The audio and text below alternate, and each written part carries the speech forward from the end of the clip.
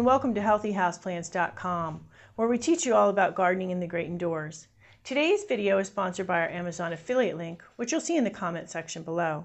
So today I'm going to talk to you about Dracaena. This is one of my favorite plant categories, species of plants. There's a lot of different species, a lot of different types of them, and they are so easy to grow.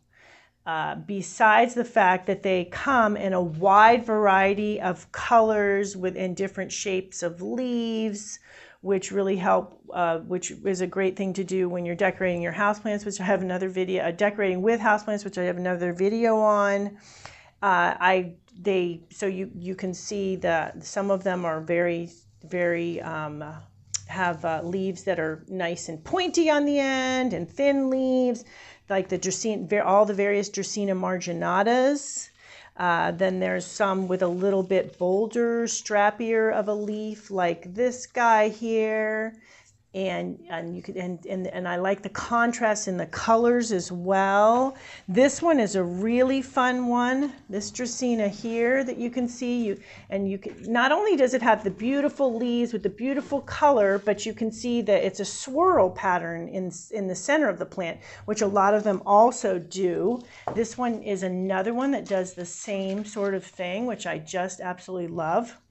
So, and these are all smaller plants, but they will get quite large and quite long, like this Dracaena Janet Craig, which will even grow on a long stem and have the plant at the end to kind of look like a standard, the same kind of thing as a standard, the rose bushes that they grow like that with the end, but you can do that with the Dracaena as well in your house. And then you also will get, they also get very big. So this is a Dracaena, this is a fragrance, the corn plant. And this one is gorgeous, and they grow big, and they will fill in spaces in the corners of your rooms and that sort of thing. They can be used nicely as dividers. This is another corn plant here. This one has a little bit different of a coloring in it, and this was one that is in another video series right now on adjusting soil pH, and it's doing a lot better since we've been working on that. So that's why it's a little scraggly, but it's doing a lot better. So anyway, that gives you that idea of the wide variety of what you can find in Dracaenas. Now, for the even better part is how easy they are to grow.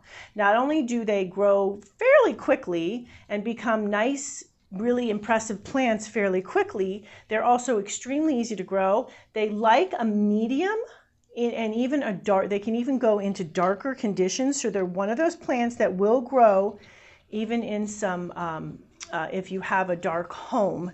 Now you do need to get them light somehow. We're not talking really dark, but for the lower light homes, they're perfect. They actually don't really do well when they're in a really bright sunny window because they will get burns on their leaves, so keep that in mind. Another thing to keep in mind with them is they will tolerate a fairly wide variety of watering habits. So for instance, if you forget to water, they're still going to be okay. They will tend to get a little bit more of dry leaf tips, which a few of these have here and there, but that's something to consider. And overwatering is always a bad thing, but they will even not have as much problems with overwatering as some of the other plants. So they're pretty tolerant in the watering area as well. Pests and diseases. The one pest that absolutely positively loves them is the mealybug, and one of the reasons it loves them is because of the swirls in this area of the plant. So how they grow from this one central main stem, and then when they create other ones as well, but they are very tight in here when the leaf is growing and before it unfurls, and the mealybugs love to get in between inside those furrows, and they will also get in between at the base of where the stem meets the leaf meets the stem. So keep that in mind. Keep your eye out for the mealybugs, and if you do find them, treat them, rinse them off right away, spray with isopropyl alcohol 70%, and keep on it until you get it under control, and keep an eye on them so they don't spread to the other plants. Other than that, that's pretty much the main pest for them. Humidity, they do like some humidity, but they will go without humidity as well. You can miss them. I have other videos on providing humidity. You can also put them in over a humidity tray, like this one is here. So this is, you put the, and I have videos on that too, put the marbles or pebbles or gravel and something in there and keep a little water in there, but the plant shouldn't sit on water, and that will humidify them. And what that will help with the Dracaenas is another reason for the dry leaf tips is not enough humidity. So that will help with that too. So that fertilizing, another thing, they can go for quite a while without fertilizing. So, but I would aim for every 3 months or so as with an good organic fertilizer is a really good idea. So then they will, that will keep them growing very lush and growing for you and looking really good. Now, if you want to slow down their growth, then go to every 6 months for the fertilizing on them.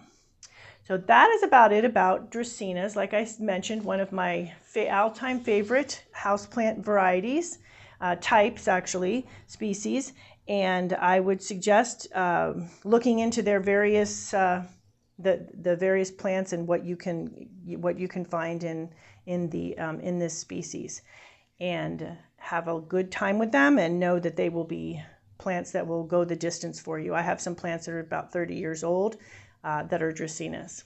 Well, thank you for watching this video. Please leave any comments about any indoor gardening tutorials you'd like to see. And remember to like, comment, subscribe, and share this video.